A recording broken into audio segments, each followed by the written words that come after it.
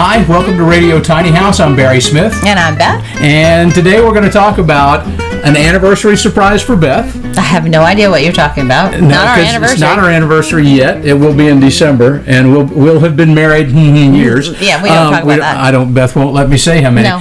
We're going to talk about the status of our BS 1600, which is Beth's designed replacement for the TR 1600 that we live in. We're not replacing our TR 1600. We're just trying to come up with the same alternative. Right. And she's the designer of that. I would like to replace our TR 1600 with the BS 1600, but where?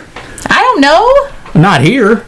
No, just in an additional place. Just have another house somewhere. And who named that the BS 1600? One of our group members named John came up with a title that he thought we should call it the BS 1600, right, since we both are BS initials. So we're now calling it the BS 1600. There you go. Thank you, John. We're going to talk about some tiny house news, and we're going to look at some possible ways to finance your tiny house and live your dreams. So let's get started. All right, so the surprise for Beth. I'm waiting. Okay. I talk about time hop frequently on this show because there's some really great stuff that pops up and dates that I don't remember that things happened on and all that. Well, today, on this very day, is the 9th anniversary of us purchasing our property. Whoa.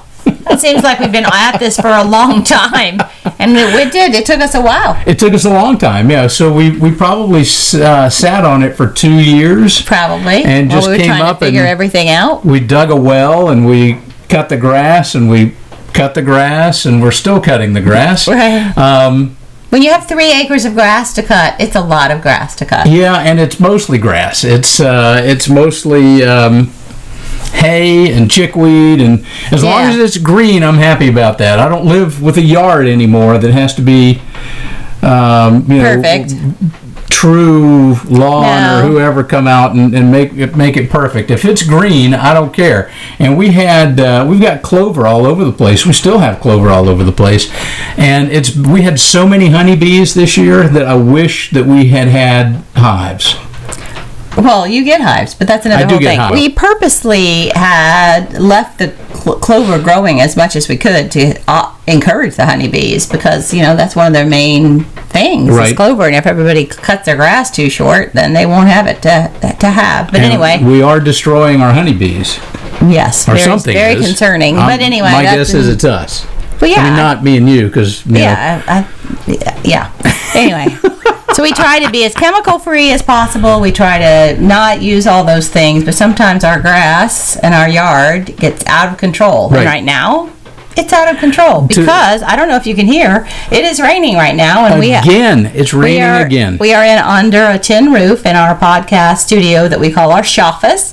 You may hear the rain in the background, and it has been raining all summer long, just like this.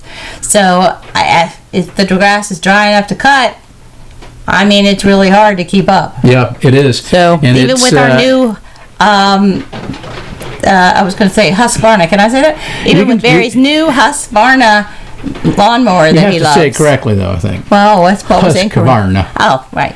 So I mean, it is Swedish. He loves his new mower, because our first mower we bought was just terrible, but we won't even go into details about that. Don't say anything. I'm not going to go into detail about that, but I am telling you that I am going to do a review of our new Husqvarna, because I looked on the internet, and there's not a review out there anywhere for our model. Well, there you go. So I'm going to be the first. There you go. So anyway, but Barry's been mowing a lot of grass, but we haven't gotten to the finer details. So now that it's supposedly supposed to be cooling off, what was that?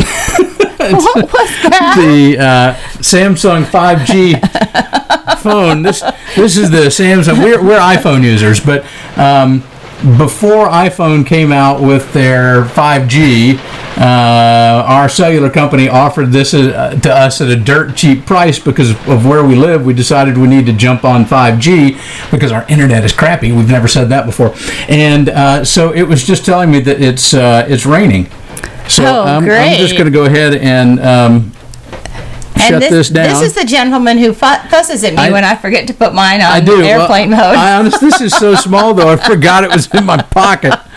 But anyway, so today is the 9th anniversary of us purchasing this project, or property, and so Beth had this dream a long time ago, I wanted, my idea of buying property was buying 40 acres or more and having my own farm, which of course I never would have made a good farmer. And Beth wouldn't have either, because she only can work outside if it's this 5 degrees temperature of comfort, range. In case you haven't heard me say that, I have about 5 degrees of comfort. Yep. So 3 acres right now is just about the right amount of property for us, I think. Yeah. I would like some days to. It's too much. Next summer, by next summer, I'd like to either have some cows or some sheep. So they can help keep the grass sheared. Right. Because the goats don't do anything. No, they don't help. They're kind of worthless in that regard. They are. But they're funny. They are funny. They're great. So Beth's going to give us the update on the BS 1600. Oh, yeah. Thanks. I didn't even know we were going to do this today. So the manufacturer... I did say I like to surprise you. That's true. The manufacturer that I'm working with. So let's back up. Barry and I, if you haven't listened to us before, we live in a Tuff Shed that we bought from Home Depot. It's gone viral. We didn't know that it was going to do that, but Home Depot ended up using our house for their marketing and things like that. Well, I don't know if Home Depot did, but Tuff Shed certainly did. Tuff Shed did, and I have heard that it was in people's Home Depots. I don't know, but anyway. So that's true. There were pictures up. In Home Depot. Anyway, long story short, we decided. Well, Tuff Shed. I think we sold a lot of them, or helped them sell a lot of them, but we brought ours up to building code, and not everybody has done that, or had the ability, or had the need. I mean, if you don't live in a place that requires building code, you might not need to do it. Right. And so people, I think there were some lawsuits or something. I don't really know the whole deal. Nobody really knows. But Tuff Shed has discontinued that model. We did a video on that a few months ago. But people really want that size, and they want the ability to have not a tiny house. We call ourselves Radio Tiny House, but our house is 768 square feet, and we've had a lot of people who want that size. Well, but Radio's 768 square feet is not quite as catchy as Radio Tiny House. As Radio Tiny House. Exactly. So anyway, long story short, I just in passing, well, not really. I called the manufacturer up the street from us, and I said, "Hey, I'm thinking about doing this. Could it work?" And the guy says, "You need to talk to my dad." No. He said, "You need to talk to the guy's name." Right. I'm not going to say it right now, but come to find out, it was his dad, and his dad happened to be the president of the company. So we started putting our brains together, and they had been already interested in something like this. And the fact that we have the contacts that we have, or whatever, it just was kind of a match made in heaven. Sometimes things are just supposed to be. Right. So they have retooled some things in their factory. They are changing things up in the front of their place so they can put a display model up. We had a meeting last week to try to finalize some details. We're having trouble finding windows because of COVID, so we had to redo some window Windows 11 is getting ready to come out. Yeah. Wrong windows. Oh, wrong window. Okay. Anyway, so we're excited about it. I keep saying I hope September, but it's getting, late in September. I'm hoping. But COVID did slow us down. So we're working on trying to get something done soon so I can show you guys what we're doing. I'm keeping it under wraps, showing little bits at a time, because I want you guys to kind of keep following us. Yeah, that's sneaky. But I can say that the first one is going to be 2-story. We're going to be doing some other models if this goes as well as I think it will. It's going to be 2-story. Right now, the version we're doing is a board and batten outside siding. So kind of farmhousey looking. Kind of have the farmhouse look. We're trying to go a little bit more modern. There's farmhouse, but farmhouse look. But you can have other options for the outside. It doesn't have to just be a white farmhouse if you're done with that. Some people are done with that, or they want red, whatever. Anyway, so that's coming out soon. And I'm excited about that. Well, as that develops, we'll talk about it. We're going to video it. We'll probably add that to some of our podcast footage, do some YouTube shorts. Who knows what we might do. That's right. We will. Yeah, we're going to do a lot of videotaping. So once it's out in public, you guys are going to see a lot of it. We try not to be obnoxious about it. We're not going to be obnoxious about it, but you'll be able to see it from birthing a baby. From the ground up, basically. We're going to show how to set it up and what the finished product looks like and all that kind of fun stuff. Right, and we will be videoing it also for people who choose to do, set it up themselves. We're going to make sure that they have complete instructions and know how to do what they want to do it. I'm going to ask Beth to go let the cat out. Now I'm going to go on to the next thing. How about that? Because we have an errant cat in the studio today. She's not quite errant. She's one of the farm cats. Our daughter has a dog that she says is not her dog. # not my dog. And we now have a not my cat who decided to follow Beth in here today because it's raining outside. Can you blame her? No, but she was just scratching at the door, and I figured the next step would be her jumping up on the table. Yeah, or, finding a little place to go. So yes, or biting one of us, because she sometimes does that too. She is definitely a farm cat. Yeah, she's definitely a farm cat. She got into something sometime, or something bit her. I don't know what exactly, but now she walks with a list. And she's not our cat. No, she's the neighbor's cat, but we take care of her. We do take care of her. We feed her and love on her, but that's why she followed Beth in here, because she knows that we'll take care of her. Yep. So anyway, are you done talking about the RS16 or the BS 1600? Yes, get the initials right. BS. Yes. How could I forget our own initials? So just real briefly, we have one item of Tiny House news. Tiny Fest, Texas is going on this weekend, the 25th and 26th of September, in the booming metropolis of Austin, Texas, which is someplace that I've always wanted to go to, primarily for the barbecue. Mm-hmm. And it's going to be at the Jordan, Jourdan Bachman Pioneer Farms. And that's located on Farms Drive in Austin, Texas. So if you want to go, if you Google Tiny Fest Texas, you can find it. Yep, you should be able to find it that way. So now, most of those are going to be a tiny houses on wheels. Yeah, they're going to be for obvious reasons. The pictures that I've seen of the previous Tiny Fests are all tiny houses on wheels, or schoolies or something like that, which is still fun. Hey, fun. Well, it's hard to drag around a BS 1600. Right, it's not our specialty, but it is fun. Yeah, it's harder to do shed homes and take them up and take them around the country and set them up.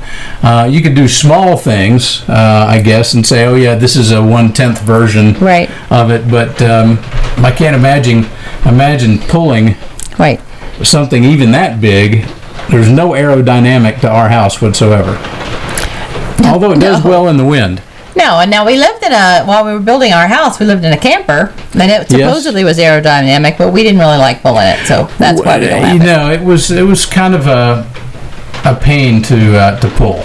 So, moving on. The big topic for today, and one of the main impediments to doing tiny houses or shed homes, is how are you going to pay for it? Right. I mean, it's a big chunk of change. No matter how you do this, it's a big chunk of change. Now, we were lucky enough to...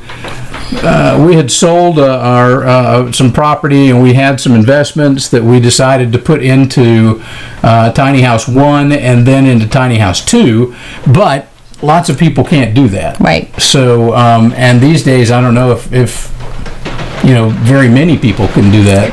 Right, and we did it earlier in our YouTube podcast career. We did is rent to own a bad thing? Right. I don't remember. In fact, I'll put it up. I'll put my finger up here so I remember where I've done it. I'll put that in the card up here. It must be magic. I don't see it. Well, it's still don't worry. Not there. It'll be there on YouTube. Okay. But anyway, so and I think it's an important topic that a lot of people don't think much about, is how the rent-to-own system works. Right? And a lot of people get into these shed homes, particularly shed homes, because they can do rent-to-own. Tiny houses on wheels they're kind of more like an RV, and we're going to talk about some of that today. Right. But also, when you have your property, and you're building it yourself, a lot of banks think you're kind of risky, right? You've got your land, and that, if you're going to get a bank loan, probably has to be paid off so they can use the land for collateral. Right. But if you're building your house yourself, and basically at the BS 1600, somebody's got to build it. It's not showing up done. Right. Right. So if you are doing that and acting as the general contractor or doing a lot of the work yourself, the bank doesn't think you're a very good risk. Right. Right. So there are ways around that, but we'll talk about financing and maybe a few of those ways around that we've discovered as we've gone through this adventure. Right. And let's back up a little bit, and I want to hit on something you just mentioned about the rent-to-own shed business. Now, we did do YouTube video on this. If you're wanting to do that, I would encourage you to go back and look at that. But just wanted to say that there are lots of rent-to-own shed places out there right now. There seems to be, I think there are more in our area than there are Starbucks. Well, I know there are more in our town than there are Starbucks, because we've only got one Starbucks. So it would be we have 2 Starbucks in our town? Well, okay. I was counting the one we go by all the time. Oh, yeah. Well, yeah. Yes. Anyway. But they're not all made the same. They're not all made the same. And they were never built for you to live in. And if they find out, if the company you're renting them from finds out that you're living in it, that's not... While you're still paying for it, they can come and take it away from you, and they will come and take it away from you if you miss payments on it. Right. Well, so we're not going to go in those weeds. No, I'm just telling you to watch the video. And where is it going to be? Right here. Right here. I'm going to put a card, and you can do the link right there, so you can find it.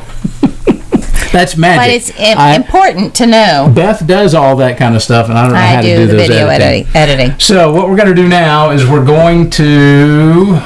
Beth found this information on nerdwallet.com. Right. And I was actually going to write one of these, and I'm like, NerdWallet, they've actually done a really good job of this. I would have not been as thorough, so I think it's good. Let's just use their stuff. Well, we're not going to go line by line, but it's at nerdwallet.com, and it's under tiny house financing. Get a loan for your tiny home. Okay.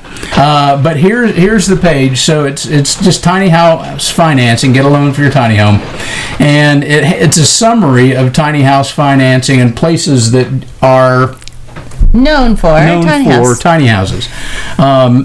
And some of them, the loan rate's pretty good, and the amount you can borrow is pretty good. Yeah. Some of it's high interest rate. Yeah, but here's the thing: let's say you've been paying $1,000 a month for a house, and you go shrink yourself and you pay a higher interest rate, but your payment is still lower. Right? You may have, and then you pay it off quicker. You probably, in the end, are going to save money anyway. Like, if you look at Marcus by Goldman Sachs, it's up on your screen, they go up to 19%. Well, I'm not even going there yet, but 19% up to $40,000, right?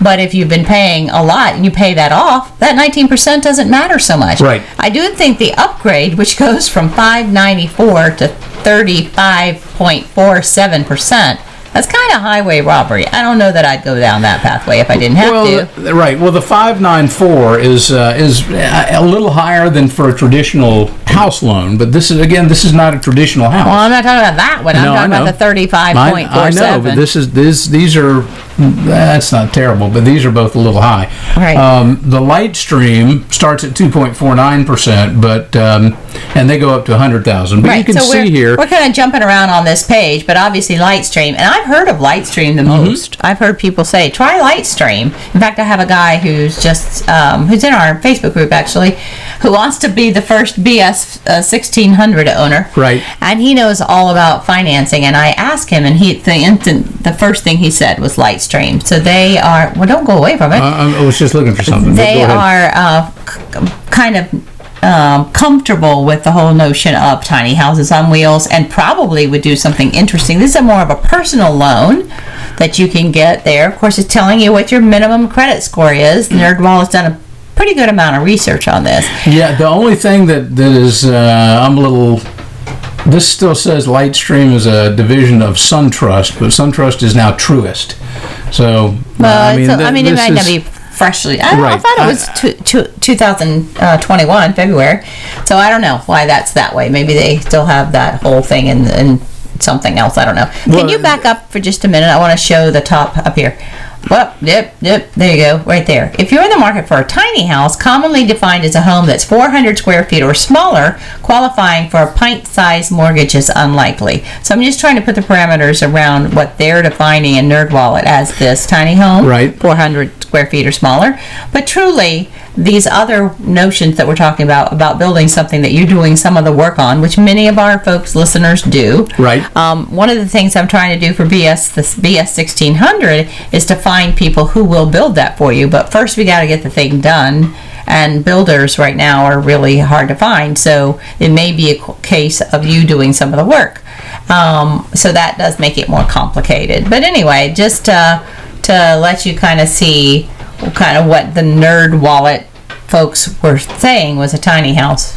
Right, and even, I mean, of course, since this has been printed, things change on a daily basis, of course. So, it makes sense to find the, to just go to one of these and start making phone calls or go to their website. Well, I mean, this is the perfect place to start anyway, because most of the time people can't even come up with. Now, I would suggest if you have land that's paid for, you may be able to wrap a construction loan and your land as collateral, right, and get it done that way. That'd be probably the cheapest thing to do. And then there are, tiny home builders. We will look into financing. I can only solve one problem at a time. But we've talked about looking into financing. So if we can offer that, we will figure out how to do that. But this is a place to start. And not all of our listeners are going to buy a BS 1600. Right? So we want to make sure. Although we certainly would like for you to buy a BS 1600. Well, if that's the right thing for you. But there are a lot of people who want to have tiny homes, and they have, like, on wheels, and they have no idea where to go. Right. So I felt like this was really important to share and help you guys see this information. So we've got Lightstream, we've got SoFi. I don't know anything about that company. Can you go down a little bit? Sure. But before I do that, there are also some options here. They say options for financing a tiny home are personal loans. From your bank, your credit union, or online. Financing through lenders partnered with tiny home builders. Now, that's something that I haven't found one of those yet, but I'm sure they're out there. Recall who exactly. And then home equity loans if you already have a property. I'm sure, but you could probably, if you did own your land outright, you might, again, like Beth said, be able to swing that kind of a loan into. Or if you own a house that you're going to downsize. So what you could strategically do is, if you're in your house, refi that. Get the money out of it and build your tiny house, then sell your house. Sell your other house, yeah. Now that's another way you could do it. All right. So this shows, I mean, there are a lot of these companies out there. Lightstream, SoFi, Marcus. Some of these I've heard of. Upgrade I haven't ever heard of. I've never heard of that one. Freedom Plus Lending Club I've heard of. And then they go into they look at all the companies, and then they go into their picks. So again, this is NerdWallet. We're not associated with NerdWallet. We didn't write this article. Nope. They didn't consult us on this article. Nope. But their top pick for tiny house personal loans are Lightstream. And look, the loan amount is $5,000 to $100,000. And by the way, tiny houses on wheels are coming in on average. I saw this earlier. I don't know if it's accurate. Between $60,000 to $95,000. Yeah, that's a lot of money for a camper. Right. I don't mean to dissuade that. Please don't take it personally. But it is a. Any RV type thing can be expensive. Right, and according to most places in the country. Most governments, they call it a camper. Fit it in the camper category. My reason that I'm not loving that idea is because people I see now, tiny houses, parking, right? So you've got your Lightstream at, let's call it $70,000, right? You've financed your camper at $70,000, and oh, by the way, now your lot rent is $600 a month. Right. You haven't really gained a lot. No, unless you own your own property and you can put it on it. Right. Now, unless, of course, if where you're living is $3,000 a month, like LA or San Francisco or something. But you know, you just kind of have to be careful if you're going to be parking your camper tiny house on wheels. Kind of have to be careful at those rates. They can really escalate. But that's my lecture for the day. The thing that I would encourage you to do is, if you have a bank relationship, go talk to your bank. Right. Explain to them what you're doing. Particularly if you've been with the bank for a long time. If they're local, if they're a credit union, they might be willing to do it. They seem to be more customer focused. Right. And of course, that's one of the downsides to online banking. Which is the way to do. You don't build that relationship. You're just an account that you just get online. And honestly, that's so nice and it's so easy. But in times like this, you kind of should have a relationship with your local bank. But another thing, at some point, sometimes people have a difficulty getting insurance on tiny houses on wheels. Right. And if you live in a shed home, I'm not sure how they do it in places where there are no building codes, but in order for us to get insurance on our house, we had to have a certificate of occupancy, which meant that we had complied with whatever building code was in place in my county.